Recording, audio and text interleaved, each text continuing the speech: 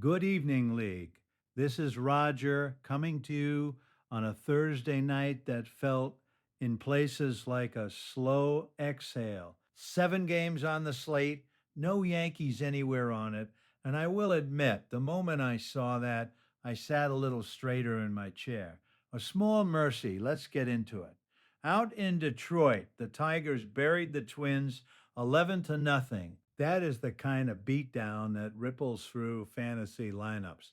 Dylan Dingler is having a week of his life. On the week, he's at 8 for 15 with 2 homers and 5 driven in, an OPS north of 1.600. He's catching for primetime Jeffrey, and he is just about the only thing keeping that matchup from going completely sideways against Acuna Matata. Jeffrey trails 3 to 7 right now, and Paul Skeens is still trying to drag the pitching line back to respectability. But Dingler is doing his part. On the other side of that one, Acuna Matata is rolling. Matt Chapman is 7 for 11 on the week with 2 homers, 4 RBI, and an OPS of 1.987. That is not a baseball line. That is a typo that turned out to be real. Bryce Harper sitting at 1.316. James Wood at 1.044 with 5 runs and a pair of steals. The middle way does not appear to be on the menu over there. In Pittsburgh, the Dodgers held on 8 to 6. That game mostly fed Amarillo Wonder, who already leads OnlyFams 7 to 3. Nick Kurtz, 5 for 12, 3 homers, 4 RBI, OPS of 1.729. Alec Burleson also with 3 homers on the week, and Dustin May went 6 shutout innings to round it out. Freddie Freeman did everything he could for the other side. 4 for 11, 5 runs, and 1.108 OPS. But Jarrett Cole gave back 4 earned in 4 innings, and that is the kind of leak you cannot caulk over. Quick stop at Coors. Cubs over Rockies 9 to 3. That game more or less belongs to Crush the Return. Tyler Soderstrom is on a heater you would not believe. 5 for 11, 3 homers, 6 RBI on the week, an OPS of 1.844. And Christopher Sanchez went 7 innings with 10 strikeouts. Crush leads the base grabbers 7 to 2. The base grabbers are living up to their name in steals, but the bats have gone quiet.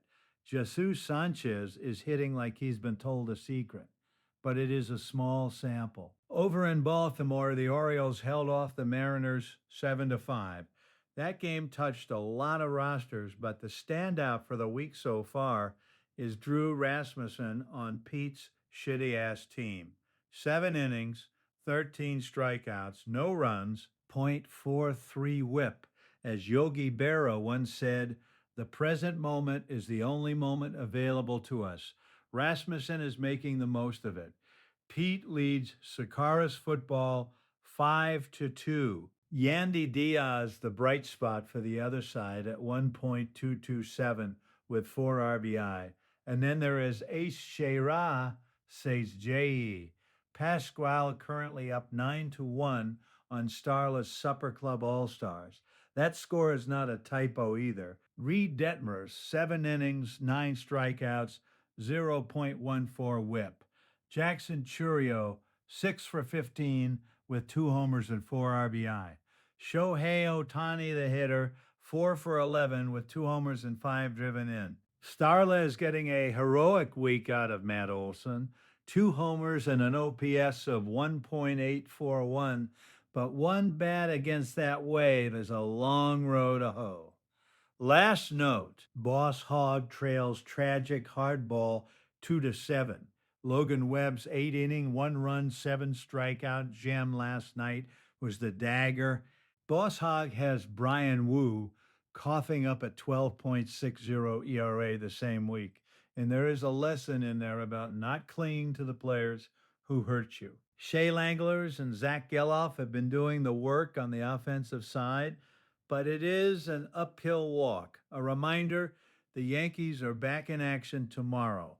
Enjoy the quiet while it lasts. This is Roger. May your streamers stream and your closers close.